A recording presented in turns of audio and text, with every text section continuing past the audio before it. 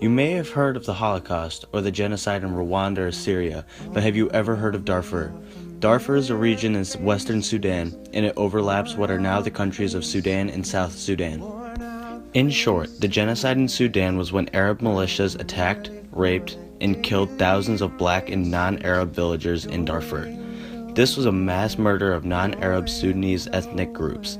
This was largely because of the scarcity of vital resources, resentment between races, and Arab militias wanting a more Arabized region. This started in the beginning of the spring of 2003 in Darfur and was initiated by an Arab militia known as the Janjaweed. There are many previous disputes over grazing grounds and farmlands where there was drought and water was scarce. This future escalated the Janjaweeds' strong racism against non-Arabs and their want to Arabize the regions of Sudan and Chad. There was a plethora of factors that led to the genocide in Darfur. Sudan has a large portion of its economy based on agriculture, so economic issues arise easily because Sudan is very prone to drought, flood, and desertification, which cause fights over land and resources such as water. After the discovery of oil in Sudan, tension further escalated between ethnic groups. Socially, tensions between tribes and ethnic groups were strengthened because of these many disputes over who had the right to natural resources and land. Racism and ethnocentrism, which is believing your ethnic group is superior to others, escalated over resources, poor living conditions, and political issues. Political factors that led to this genocide were conflicts between the Republic of the Sudan, Janjaweed rebels, and civilians.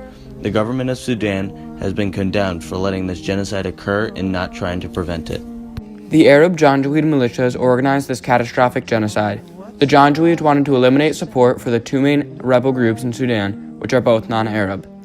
The people they targeted were mostly from the Zaghawa, Fur, and Masalit tribes, which were the ethnic groups most prevalent in these two main rebel groups. They also committed this genocide over environmental issues, which caused land and resources to become more scarce.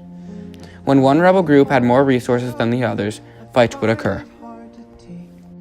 When the Janjaweeds attacked, they raped, tortured, and killed people who had the resources, regardless of their gender or age. And they targeted specifically the Zaghawa, Fur, and Masalit tribes in these attacks. Most of the victims were non-Arab rebels and civilians. However, many people who worked for the government of Sudan were also targeted and killed. The death toll was about 200,000 people. Drought and desertification killed between 70 and 80,000 people, mostly children. Many people fled to neighboring countries such as Chad and Egypt to survive. Unfortunately, foreign countries took quite a while to respond to the atrocity happening in Darfur.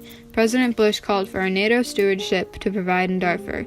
The UN Security Council created a resolution which deployed UN aid and peacekeeping troops in Sudan and also started to work on a Darfur peace agreement which would create a ceasefire and investigate violations of the agreement. This catastrophe could have been prevented in many ways. Government-enforced punishments and aid to civilians at the poverty level could have helped prevent this horrible genocide. Had Sudan strengthened its economy so it wasn't mostly based on agriculture, which was very risky as environmental factors ruined crops, many land and resource disputes would have also been prevented. The lack of foreign aid and recognition of the genocide as a genocide early on at the start of the genocide worsened the situation in Darfur, and had foreign nations helped sooner, this travesty could have been prevented. 3 million people were displaced from their homes and 130,000 fled to Chad as an aftermath of this genocide. Also, tens of thousands of villages and homes were destroyed, causing this widespread displacement. Unfortunately, Israel blocked refugees from achieving sanctuary in Israel. The International Criminal Court attempted to arrest Omar al-Bashir, who is Sudan's president, for war crimes and crimes against humanity for his role in the genocide. Unfortunately, he was never brought to trial because the court found there was insufficient evidence to bring him to trial, and he was re-elected when they tried to arrest him the second time. So he avoided the arrest because he was in power again and said that the Sudan didn't recognize the International Criminal Court, so he couldn't be prosecuted. Today in Sudan, there is Sudan and South Sudan, which are two separate countries. Darfur is still in turmoil and racial tensions are still high. Now South Sudan is predominantly Christian and Sudan is predominantly Muslim and is governed by Islamic law. Camilla Bashir was a medical student during this genocide and helped many 8-year-old girls after being raped. Her studies were constantly interrupted by Janjaweed rebels who wanted the students to fight a so-called plastic jihad against the non-Muslim Sudanese in the south part of Darfur. Some people don't consider Darfur a genocide. They consider it to have been a civil war since it is within the villages of Darfur and is an internal conflict. The United States called this conflict as a genocide because of the mass murders and tragic events that occurred during this genocide.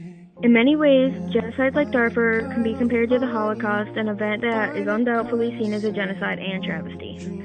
These catastrophes have to be prevented because we have too many happen without acting and stopping them before it's too late.